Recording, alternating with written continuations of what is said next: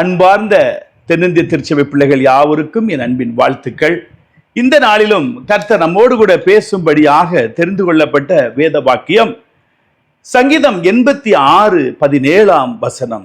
கர்த்தாவே, நீர் எனக்கு துணை செய்து என்னை தேற்றுகிறதை என் பகைஞர் கண்டு வெட்கப்படும்படிக்கு எனக்கு அனுகூலமாக ஒரு அடையாளத்தை காண்பித்தருளும். என் அன்பு தேவனுடைய பிள்ளைகளே, நீங்கள் சோர்ந்து போகும் பொழுது, நீங்கள் வேதனை அடையும் பொழுது, நீங்கள் சஞ்சலப்படும் பொழுது, பிரச்சனைகளும் போராட்டங்களும் உங்களை சூழ்ந்து கொள்ளும் பொழுது, இந்த தாவீது பக்தன் ஜெபித்தது போல நீங்கள் ஜெபியுங்கள். கர்த்தாவே, நீர் எனக்கு துணை செய்து என்னை தேற்றுகிறதை என் பகைஞர் கண்டு வெட்கப்படும்படி எனக்கு ஒரு அனுகூலமான அடையாளத்தை காண்பித்தரலாம். என் அன்புக்குரியவர்களே, இந்த சோதனைகள் வழியாக கடந்து செல்கிறவர்களுக்கு தான் அந்த சோதனையினுடைய கொடூர முகம் தெரியும். நிறைய பேருக்கு அவ்வளோ பெரிய கஷ்டங்கள் எல்லாம் தாண்டாம லகுவாக செல்வார்கள். அப்படிப்பட்டவர்களை குறித்து வேதம் என்ன சொல்கிறது? கேட்டுக்கு போகிற வாசல் வழி விசாலமா இருக்குமா. அப்ப எந்த ஒரு பிள்ளைகள் கர்த்தருக்கென்று வேறு பிரிக்கப்பட்டு ரட்சிக்கப்பட்டு இருக்கிறார்களோ, ஊழியக்காரர்களா இருக்கிறார்களோ, ஊழிய அழைப்புள்ளவர்களா இருக்கிறார்களோ, ஊழியத்தை செயல்வா இருக்கிறார்களோ, அவர்களுக்கு போராட்டம் அதிகமாக வரும். சத்துருக்கள் பெருகி இருப்பார்கள். ஆண்டவர் இயேசு சொல்லி இருக்கிறார், என்னை பின்பற்றுகிறவர்களுக்கு இந்த உலகம் பகைக்கும் என்று சொல்லியிருக்கார். ஆண்டவர் இயேசுவை யாரெல்லாம் பின்பற்றுகிறார் அவர்களை இந்த உலகம் பகைக்கும். காரணம், ஆண்டவர் இயேசுவை இந்த உலகம் பகைத்தது. அவரை சிலுவையில் அறைந்து கொண்டார்கள். அவருடைய சீஷர்கள் ஒவ்வொருவருமே சாதாரணமாக மரிக்கவில்லை, அவர்கள் இரத்த சாட்சியாய் மரித்தார்கள். ஏனென்றால் ஆண்டவர் இயேசுவை பின்பற்றுகிறவர் இந்த உலகம் பகைக்கும் என்று சொல்லப்பட்டிருக்கிறது. 1 கொரிந்தியர் 10:13 பாருங்க. மனுஷருக்கு நேரிடுகிற சோதனை அல்லாமல் வேற சோதனை உங்களுக்கு உண்டாகவில்லை. எல்லா மனுஷருக்கும் சோதனை வரும். அது கர்த்தரை தேடுகிற பிள்ளைகளுக்கு, கர்த்தருக்கு ஊழியம் செய்கிற பிள்ளைகளுக்கு, கர்த்தருடைய ஊழியத்தை தாங்குகிற ஜெபத்திலும் காணிக்கையினால் தாங்குகிறவர்களுக்கு சோதனைகள் அதிகமாக வரும். ஆனால் ஆண்டவர் சொல்ற, சோதனையோடு கூட தப்பித்துக் கொள்வதற்கு ஒரு போக்கை கொடுப்பாராம். திராணிக்கு மிஞ்சி உங்களை சோதிக்கப்படாதபடி சோதனையோடு கூட தப்பித்துக் கொள்ளும்படி ஒரு போக்கை கொடுப்பார். அதாவது சிலருக்கு தொட்டா சுருங்கி மாதிரி லைட்டா ஒரு சின்ன பிரச்சனை ஓ என்று கூப்பாடு போட்டு அழுவார்கள். ஒவ்வொருவருக்கும் அந்த அந்த கெப்பாசிட்டி, அதாவது பிரச்சனைகளை சகித்துக் கொள்வதற்கு, தாங்கிக் கொள்வதற்கு ஒரு கெப்பாசிட்டி ஒவ்வொரு மனிதருக்கும் வேறுபடும். அப்போ யார் எது வரைக்கும், அதாவது தற்கொலை செய்து கொண்டு விடலாம் என்று நினைக்கிற சூழ்நிலை வரைக்கும் கொண்டு போய் அதற்கப்புறம் என்ன செய்வார்? ஆண்டவர் அதுல இருந்து விடுதலை கொடுப்பார். இப்படி ஒவ்வொருவருக்கும் கர்த்தரை தேடுகிற பிள்ளைகளுக்கெல்லாம் சோதனை சோதனை சோதனை. என்னுடைய வாழ்க்கையிலும் எவ்வளவோ சோதனை. 23 வயதில் என்னுடைய தகப்பனாரை இழந்தோம். அதிலிருந்து ஒரு 6 வருடத்தில் என்னுடைய சகோதரனை மரிக்க கொடுத்தோம். இப்படி சோதனைகள் சோதனைகள் சோதனைகள் சொல்ல முடியாத அளவிற்கு யோபுவை போல திரளான பாடுகள் கண்ணீரின் மத்தியில் நான் கடந்து வந்திருக்கிறேன். இப்பொழுது பாருங்க, ஆண்டவர் அதை தப்பித்துக் கொள்வதற்கு ஒரு போக்கை கொடுப்பாராம். சங்கீதம் 92:11 பாருங்க. என் சத்துருக்களுக்கு நேரிடுவதை என் கண் காணும், எனக்கு விரோதமாய் எழும்புகிற துன்மார்க்கருக்கு நேரிடுவதை என் காது கேட்கும். என் அன்பு தேவனுடைய பிள்ளைகளே, நீங்கள் கர்த்தரோடு இருந்தால் கர்த்தர் உங்களோடு இருப்பார். கர்த்தருடைய பிள்ளைகளுக்கு விரோதமாய் யார் எழும்பினாலும் என் தேவன் அவருக்கு விரோதமாய் எழும்புவார். இதுதான் என்னுடைய வாழ்க்கையை நான் அனுபவித்திருக்கிறேன். ஆகவே நீங்க என்ன, அதாவது யாரெல்லாம் நமக்கு விரோதமா எழுப்புறாங்களோ, என்னுடைய சகலப்பாடிக்கு விட ஒருத்தர் ஒரு ரிப்போர்ட்டர், இப்போ அவர் பேரு நிக்சன், நேசரத்துக்காரு. அவர் இப்போ சமீபத்தில் இறந்துட்டார் ஹார்ட் அட்டாக்ல. பாருங்க, எனக்கு ஸ்டேட் மைனாரிட்டி கமிஷன் சேர்மன் பதவி கொடுக்க பழைய முதலமைச்சர் கொடுப்பதற்கு எல்லா ஆயத்த வேலையும் நடந்த போது என்னை பற்றி அவதூறாய் அவரிடம் 1.5 லட்சம் வாங்கி கொண்டு நெற்றிக்கன் சிகப்பு நாடா என்கிற அந்த பத்திரிகையில என்னை பற்றி அவதூறாய் போட்டார். யாரு? இந்த நிக்சன், பணம் வாங்கி கொண்டு.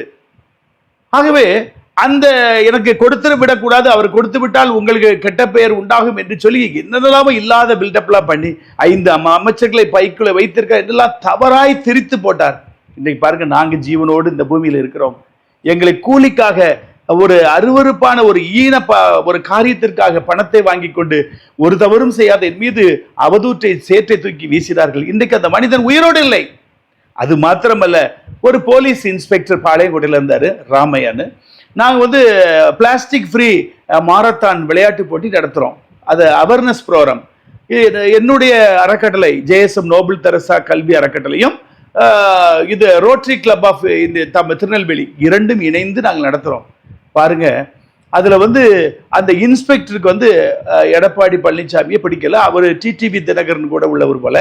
உடனே அவர் என்ன பண்றாரு, இந்த காழ்ப்புணர்ச்சியில் ஓபிஎஸ் எடப்பாடி அவங்கள திட்டிட்டு இதை நடத்த அனுமதி கொடுக்க முடியாது என்று சொன்னார். நான் கமிஷனரை பார்த்து டைரக்டாக பேசி அப்ரூவல்லாம் வாங்கி டிசி தான் பிரைஸ் டிஸ்ட்ரிபியூஷன் கொடுக்கிறார். எல்லாம் சிறப்பாக நடந்தது. அங்கிருந்து அனுமதி போகும்போது பாளையங்கோட்டை இன்ஸ்பெக்டர் அனுமதி கொடுத்து விட்டார். ஆனால் நடந்தது என்ன, திரளான மக்கள் வந்தார், ஸ்டூடெண்ட்ஸ் வந்தாங்க, காலேஜ் ஸ்டூடெண்ட்ஸ் மற்றும் இது பள்ளிக்கூட ஸ்டூடெண்ட்ஸ். அதை நான் அந்த இதில் காட்டுறேன். அவ்வளவு ஒரு சிறப்பாக நடந்தது. ஆனால் இந்த இன்ஸ்பெக்டருக்கு கடுப்பு தாங்க முடியாம என் மீது பொய்யான வழக்கை திரித்து அவர் அனுமதி இல்லாமல் நடத்தினார் என்று சொல்லி ஒரு பொய்யான இதை செய்தார். அது மாத்திரமல்ல, பல லட்சங்கள் இதிலே சம்பாதித்து விட்டு நாங்கள் இலவசமாய் செய்தோம். எல்லா பள்ளிக்கூட பிள்ளைகளுக்கு இலவசமாய் நாங்கள் செய்தோம். ஆனால் பணம் வாங்கினார் என்று சொல்லி இல்லாத பொல்லாத வைத்து கேஸ் போட்டார்.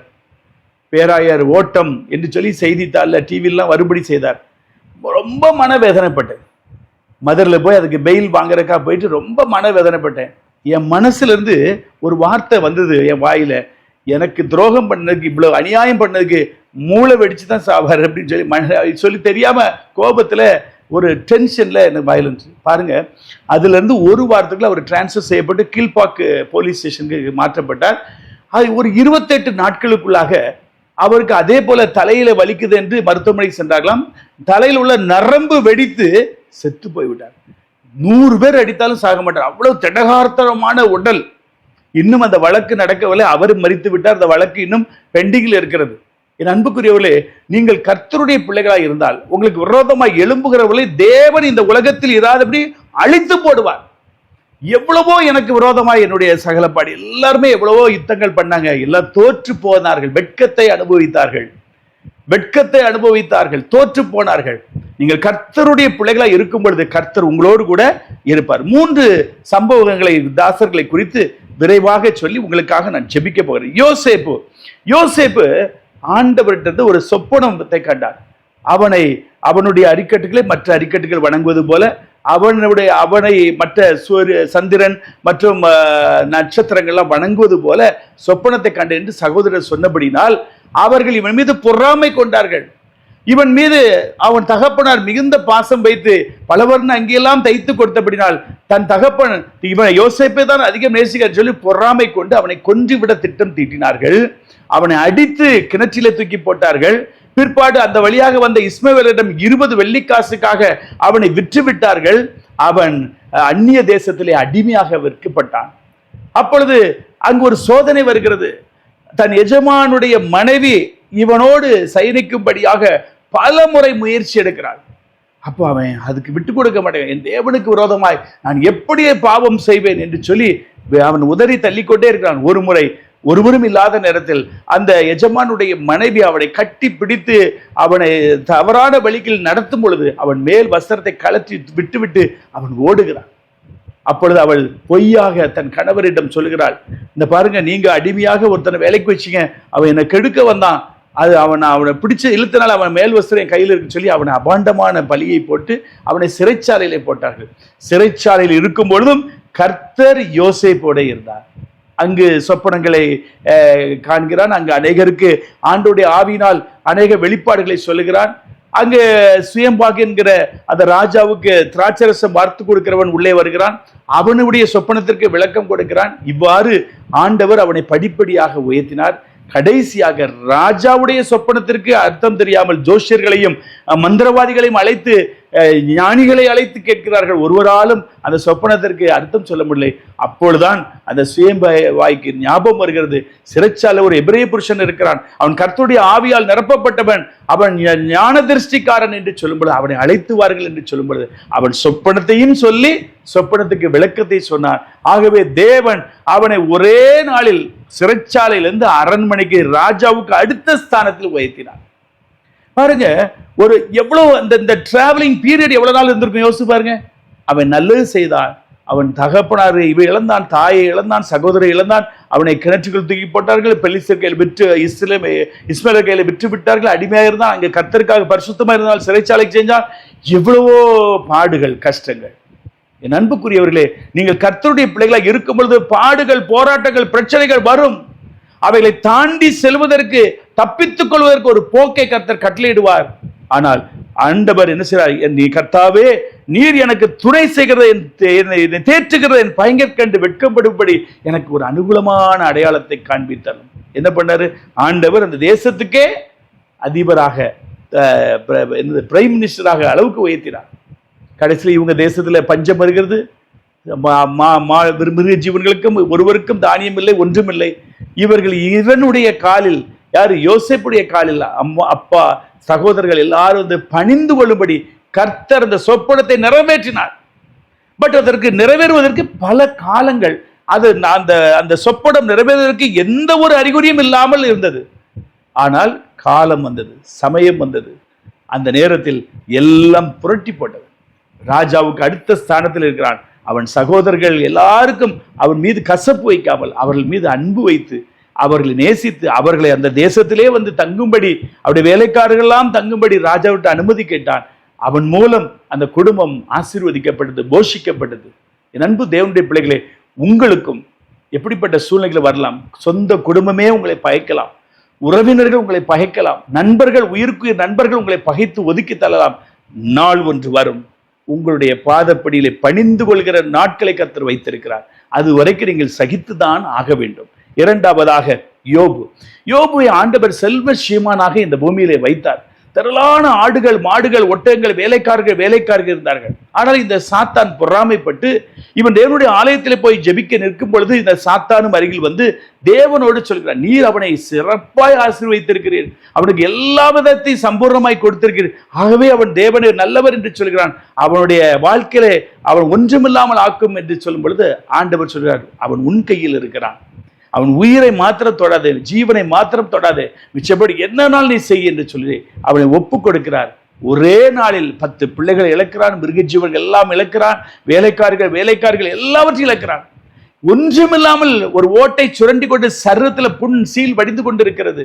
அவ்வளோ பெரிய செல்வசியமான ரோட்டிலே உட்கார்ந்து ஓட்டை வைத்து சுரண்டி கொண்டிருக்கிறார். என் அன்பு தேவனுடைய பிள்ளைகளே, இந்த சூழ்நிலையில் தள்ளப்பட்டால் ஒரு மனிதன் விசுவாசத்தோடு இருப்பது ரொம்ப அரிதான காரியம்.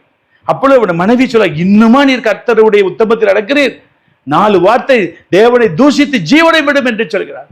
அப்பொழுது அவர் சொன்னி, பைத்தியக்காரி பேசுவது போல் பேசாது, கர்த்தரிடத்தில் நன்மை பெற்ற நாம் தீமையும் பெற வேண்டாமோ, கர்த்தர் கொடுத்தார், கர்த்தர் எடுத்தார், கர்த்தருடைய நாமத்திற்கு ஸ்தோத்திரம் என்று சொல்கிறார். என் அன்பு தேவனுடைய பிள்ளைகளே, தன் மனைவி கூட அவனை தூஷிக்கும் பொழுது அவன் விட்டுக் கொடுக்கவில்லை.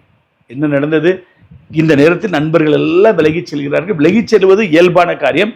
ஆனால் வெந்த புண்ணிலே வேலை குத்துவது போல அவனை அதிகமான கடினமான வார்த்தைகளால் அவனை காயப்படுத்துகிறார். நீ என்ன தவறு செய்தோ, எவ்வளவு பாவம் செய்தியோ, அதுக்குதான் உன் குடும்பத்தில் இவ்வளவு சோதனைகள், 10 பிள்ளைகள் செத்தது அதனாலதான் என்று சொல்லி அவனை வேதனைப்படுத்துகிறார்கள். நீ உத்தமனை போல நீ நடித்து கொண்டிருக்கிறாய், கர்த்தர் சும்மா நல்லவங்க எல்லாம் தண்டிக்க மாட்டார் என்று சொல்லி வார்த்தையினாலே அவனை குத்தி கொண்டு வேதனை படுத்தி கொண்டிருக்கிறார். நாள் வந்தது. அப்பொழுது இந்த நண்பர்கள் தேவனுடைய ஆலயத்துக்கு சென்று பலி செலுத்த போகும்பொழுது ஆண்டவர் இந்த நண்பரிடம் சொல்லுகிறார், நான் யோபுவின் முகத்தை பார்த்து உங்கள் பலியை ஏற்றுக்கொள்வதை தவிர உங்கள் மீது எனக்கு மிகுந்த மனஸ்தாபம் இருக்கிறது. ஒரு தவறு செய்யாத உத்தமனாகிய யோபுவின் மீது நீங்கள் என்னெல்லாம் பேசினீர்கள் என்று ஆண்டவர் வருத்தப்படுகிறார். அப்பொழுது சொல்கிறார், நீ உன் நண்பர்களை யோபுவினிடத்தில் போ, நான் அவன் முகத்தை பார்த்து உன் பலியை ஏற்றுக்கொள்வேன் என்று சொல்லும் பொழுது இந்த யார் காயப்படுத்தி வேதனைப்படுத்தி அந்த நண்பர் உயிர் தோழர்கள் 3 பேரும் இந்த யோபுவினிடத்தில் வருகிறார்கள். எங்களுக்காக இந்த பலி செலுத்தும் என்று சொல்லும்போது அவர் எந்த ஒரு கசப்பு காரியத்தையும் இல்லாமல், நீ எப்படிலாம் பேசுறீங்களே என்று சொல்லாமல் அவர்களுக்காக, சிநேகிதர்களுக்காக யோபு ஆண்டவரிடம் பலி செலுத்தினார். கர்த்தர் யோபுவின் முகத்தை பார்த்தார், அந்த பலியை ஏற்றுக்கொண்டார். அப்பொழுது பாருங்க, 2 பேருக்கும் அற்புதம் நடக்குது. இந்த பலியை ஆண்டவர் இந்த யோபுவின் மூலம் அங்கீகரிக்கிறார். அடுத்த கட்டம், யோபு தன் சிநேகிதருக்காக வேண்டுதல் செய்தபடினால் கர்த்தர் யோபுவின் சிறையிருப்பிலிருந்து விடுதலையை கொடுத்தார். அவன் இழந்த எல்லாவற்றையும் 2 மடங்கு பெற்றுக்கொண்டார். என் அன்பு தேவனுடைய பிள்ளைகளே, சில நேரங்களில் சோதனைகள், வேதனைகள் வரும் பொழுது நாம் என்ன செய்வதென்று தெரியாதபடி போராடுவோம். அதிலேயே நாம் வைராக்கியமாய் கர்த்தருக்காக நிற்கும் பொழுது கர்த்தர் நமக்கு ஒரு வெற்றி வாசலை திறந்து கொடுப்பார். யோபு இழந்த எல்லாவற்றையும் 2 மடங்கு, திரும்பவும் 10 பிள்ளைகளை கொடுத்தார். ஆடு மாடுகள் மிருகஜீவன்கள் எல்லாம் 2 மடங்கு கொடுத்தார். பின்பு அவருக்கு முன் அறிமுகமான பெரிய பெரிய செல்வந்தர்களாம் எல்லாம் பரிசு வெகுமதிகளை, தங்கம் வெள்ளியை கொண்டு அவர்களுக்கு கொடுக்கிறார். ஆனால் ஒரு வேதனை வரும் பொழுது, சோதனை வரும் பொழுது எல்லாரும் விட்டு விட்டு சென்று விட்டார்கள். சிநேகிதரும் விட்டு விட்டு சென்று விட்டார். ஆனால் திரும்ப எல்லாவற்றையும் ஆண்டவர் 2 மடங்கு கொடுக்கும் பொழுது அவன் முன் அறிமுகமான நண்பர்கள், உறவினர்கள் எல்லாரும் வந்து துக்கம் கொண்டாடினாங்களா. அவன் எல்லாம் பெற்றுக்கொண்ட பிறகு துக்கம் கொண்டாட வந்தாங்களா. இதான் உலகம். இன்னைக்கு நீங்க நல்லா இருக்கும் பொழுது உங்களை விட்டு விலகி செல்வார்கள், கஷ்டப்படும் பொழுது விலகி செல்வார்கள். நல்லா இருக்கும்போது தேடி ஓடி வருவார்கள். இந்த யோபுவை நீங்க வாழ்க்கையை நினைத்துக் கொள்ளுங்கள். யோசேப்பை உங்க வாழ்க்கையை நினைத்துக் கொள்ளுங்கள். ஆபிரகாம் 99 வயது வரைக்கும் இந்த ஆபிரகாமுக்கு குழந்தை பாக்கியம் இல்லை. ஆனா ஆண்டவர் சொல்றார், இந்த கடற்கரை மணலை பார்த்து நீ பாரு, இந்த கடற்கரை திரளான மணலாய் உன் சந்ததி இந்த பூமியில பெருக பண்ணுவேன் சொல்றார். இன்னொரு முறை ஆகாயத்தில் உள்ள நட்சத்திரங்களை என்ன கூடுமான எண்ணிப்பார், இவ்வளவு திரளாய் உன் சந்ததியை இந்த பூமியில பெருக பண்ணுவேன் என்று சொன்னார். ஆனால் இந்த வாக்கு தத்தம் நிறைவேறாமல் தள்ளி தள்ளி போகிறது. 99 வருடம் மனைவிக்கு 90 வயதா தாண்டி விட்டது. பயங்கரமான வயதான ஒரு பாட்டி அம்மா. அவங்க பெண்களுக்குரிய வழிபாடெல்லாம் நின்று விட்டது. இனி குழந்தை பிறப்பதற்கு சாத்தியமே இல்லை. அந்த விசுவாசத்தை அந்த ஆபிரகாம் தளர்ந்து போகவில்லை. அதனால்தான் விசுவாசிகளின் தகப்பன் என்று இந்த ஆபிரகாம் பெயர் பெற்றார். அந்த 99வது வயதிலே தேவ தூதன் வந்து இறங்கி பேசுகிறார். ஆபிரகாமோடு பேசுகிறார். ஆண்டவர் வந்து இறங்கி வந்து பேசுகிறார். என்ன சொல்லுகிறார்? உற்பத்திட்ட காலத்தில் உன் மனைவி ஒரு குழந்தையை பெற்றெடுப்பாள். அப்பொழுது அவள் மனைவி காது கேட்கும் பொழுது அவள் சிரிக்கிறார், நகைக்கிறார். அது எப்படி நடக்கும்? நான் ஒரு கிழவி ஆகிவிட்டு அது எப்படி நடக்கும் என்று. ஆண்டவரால் கூடாத காரியம் ஒன்றுமில்லை. கிழட்டு கற்பத்தை கர்த்தர் ஆசீர்வதித்து திறந்து கொடுத்தார். என் அன்பு தேவனுடைய பிள்ளைகளே, ஆண்டவருக்காக நீங்கள் வைராக்கியமாய் விசுவாசத்தோடு காத்திருக்கும் பொழுது அதற்கு கால தாமதங்கள் ஆகலாம். யோசேப்பு எத்தனை ஆண்டு காத்திருந்தார் பார்த்தீங்களா? அதே போல யோபு எவ்வளவோ பாடுகள் கஷ்டங்களை தாண்டி காத்திருந்தார். இன்றைக்கு ஆபிரகாம் 99 வயது வரைக்கும் அவர் காத்திருந்தார். ஆண்டவர் சொன்ன வாக்குறுதியை நிறைவேற்றினார். ஆண்டவர் அவர் கொடுத்த அந்த வாக்குறுதியை நிறைவேற்றி ஒரு குமாரனை பெற்றெடுக்க செய்தார். என் அன்பு தேவனுடைய பிள்ளைகளே, உங்களுக்கும் காலம், நேரம், சமயம் வரும். உங்களை யார் யாரெல்லாம் உங்களை துக்கப்படுத்தி வேதனைப்படுத்துற அவர்கள் கண் முன்பாக உங்களை உயர்த்துவார். நீங்களும் தாவீதை போல ஜெபிக்க வேண்டும். கர்த்தாவே, நீர் எனக்கு துணை செய்து என்னை தேற்றுகிற என் பகைஞர் கண்டு வெட்கப்படும்படிக்கு எனக்கு அனுகூலமான அடையாளத்தை எனக்கு காண்பித்தரலாம். ஜெபிப்பீங்களா? ஜெபிப்பீங்களா? ஆண்டவர் உங்களுக்கு ஒரு அனுகூலமான காரியத்தை காட்டுவார். ஜெபம் செய்வோம். அன்பும் இரக்கமுள்ள எங்கள் பரலோக பிதாவே, இந்த நேரத்தில் வேதனையோடு சஞ்சலத்தோடு எதிர்பார்த்த நன்மை கைகூடி வராததினால் எதை எடுத்தாலும் தோல்வி, வியாபாரத்திலே தோல்வி, வேலை செய்கிற இடத்திலே பிரச்சனை, குடும்பத்திலே சமாதானம் இல்லாத இந்த தன்மையோடு வேதனையோடு இருக்கிற ஒவ்வொரு பிள்ளைகளுக்காக உம்முடைய முகத்தை நோக்கி நாங்கள் பார்க்கிறோம். ஆண்டவரே, உம்முடைய பிள்ளைகளுக்கு நீர் தயவு செய்கிறதை, ஆண்டவரே உம்முடைய பிள்ளைகளுக்கு நீர் துணையாயிருப்பதை அவர்கள் சத்துருக்கள் கண்டு வெட்கப்படும்படியாய் ஒரு அனுகூலமான அடையாளத்தை இன்றைக்கு காட்ட வேண்டும் நான் ஜெபிக்கிறேன். யோபுவை ஆசீர்வதித்து உயர்த்தின கர்த்தர், யோசேப்பை ஆசீர்வதித்து உயர்த்தின கர்த்தர், ஆபிரகாமை ஆசீர்வதித்து உயர்த்தின கர்த்தர் உம்முடைய பிள்ளைகளை இன்றைக்கு நீர் ஆசீர்வதிப்பார். 99 வயது வரைக்கும் ஆபிரகாமை காத்திருக்க செய்து, அதுவும் உம்முடைய சித்தம். அதனால் உம்முடைய நாமம் இந்த பூமியிலே கீர்த்தி புகழ்ச்சி பெற்றது ஆண்டவரே. அதே போல உம்முடைய பிள்ளைகள் காத்திருந்து காத்திருந்து சோர்ந்து போயிருக்கிறார்களா? இன்றைக்கு ஒரு அற்புதத்தை செய்யும். நெடுங்காலமாய் காத்திருத்தல் இருதயத்தை இழைக்க பண்ணும். விரும்பினது வரும் பொழுதோ அது ஜீவ விருட்சம் போல் இருக்கும் என்று சொல்லியிருக்கிறது. விரும்பின நன்மைகளை நீர் அருளி செய்யும். வேலை இல்லாதவர்களுக்கு வேலை வாய்ப்பை ஏற்படுத்தித்தார். தொழில் இல்லாதவருக்கு நல்ல தொழிலில் ஆசீர்வாதத்தை நீர் கட்டளையிடுவீராக. குழந்தை பாக்கியம் இல்லாத பிள்ளைகளுக்கு ஆபிரகாமுக்கு கட்டளையிட்டபடி இந்த பிள்ளைகளுக்கு நீர் ஒரு அற்புதத்தை செய்வீராக. 40 வயது ஆகிவிட்டது, 30 வயது ஆகிவிட்டது, 50 வயது ஆகிவிட்டது, இனி எப்படி குழந்தை பிறக்கும் என்று கேள்விக்குறியோடு இருக்கிற பிள்ளைகளுக்கு ஆபிரகாமுக்கு உடைய கண்களை தயவு கெடுத்தது போல உடைய பிள்ளைகளுக்கு ஒரு அற்புதத்தை செய்வீராக. கர்த்தர் ஒரு அற்புதத்தை செய்வீராக. கடன் பிரச்சனையிலே வாடி வதங்கி இருக்கிற உடைய பிள்ளைகளுக்கு ஒரு மறுபடியும் ஒரு துளிர் விட்டு எழும்பக்கூடிய ஒரு வாழ்க்கையை ஆசீர்வாதத்தை கட்டளையிடுவீராக. யோபு இழந்த எல்லாவற்றையும் 2 மடங்கு கொடுத்தது போல உடைய பிள்ளைகள் எந்தெந்த காரியத்தில் தோல்வியை சந்தித்தார்களோ எல்லாவற்றிலும் 2 மடங்கு ஆசீர்வாதத்தை கொடுக்கிறார். யார் யார் அற்பமா எண்ணினார்களோ அவர்களே இவர்களை வந்து பணிந்து கொள்ளும்படி நீர் கிரியை செய்வீராக நான் ஜெபிக்கிற மாட்டேன். கர்த்தர் அவ்வாறு செய்வதற்காக உமக்கு நன்றி செல்கிறோம். வியாதி படுக்கையில் இருக்கிற ஒவ்வொருவருக்காக ஜெபிக்கிறோம். பல நாட்களாய், திரளான நாட்களாய் வியாதியாயிருக்கிற பிள்ளைகளுக்கு உம்முடைய ஜீவன், உம்முடைய உயிர் தெழுந்த வல்லமை அவர்கள் மீது இப்பொழுது இறங்குவதாக. உம்முடைய அற்புத சுகமளிக்கும் வல்லமுள்ள கரம் இப்பொழுது அவர் ஒவ்வொருவரையும் தொடுவதாக. வியாதி படுக்கையில் இருக்கிற ஒவ்வொருவருக்கும் இயேசுவின் நாமத்தில் ஒரு அற்புத சுகம் உண்டாவதாக. உம்முடைய தழும்புள்ள கரம் அவர் மீது அமர்வதாக. படுக்கையில் இருக்கிற நீங்கள் விசுவாசத்தோடு இப்பொழுது உதறி எழுந்து நடங்கள். தேவன் உங்களுக்கு அற்புத சுகத்தை கொடுக்கிறார். விசுவாசித்து யார் யார் இப்பொழுது ஜெபத்திலே பங்கு பெற்றவர்கள் நீங்கள் எழும்பி நடக்கிற உங்கள் அற்புத சுகத்தை நீங்கள் பெற்றுக் கொள்கிறீர்கள். தேவன் அற்புதத்தை செய்து கொண்டிருக்கிறார். எப்பேற்பட்ட வியாதியா இருந்தாலும், ஆஸ்மா வியாதியோ எந்த வியாதியா இருந்தாலும், கிட்னில கல் இருக்கிறதா எல்லாமே மறைந்து போகும். அற்புதத்தை செய்வார். அது எப்படி கல்லு கரையும் என்று நீங்க நினைக்காதீங்க. ஆண்டவர் இயேசு இப்பொழுது ஒரு அற்புதத்தை செய்து கொண்டிருக்கிறார். இருதய பலவீனங்கள் இயேசுவின் நாமத்திலே குணமடைவதாக. அடைக்கப்பட்ட கற்பம் இயேசுவின் நாமத்திலே திறக்கப்படுவதாக. சரீரத்தில் சரும வியாதியினால் வேதனைப்படுகிறவர்களுக்கு ஒரு அற்புத சுகம் உண்டாகட்டும் நான் ஜெபிக்கிறோம். கர்த்தர் தாமே நீர் அவ்வாறு செய்வதற்காக உமக்கு நன்றி செலுத்துகிறோம்.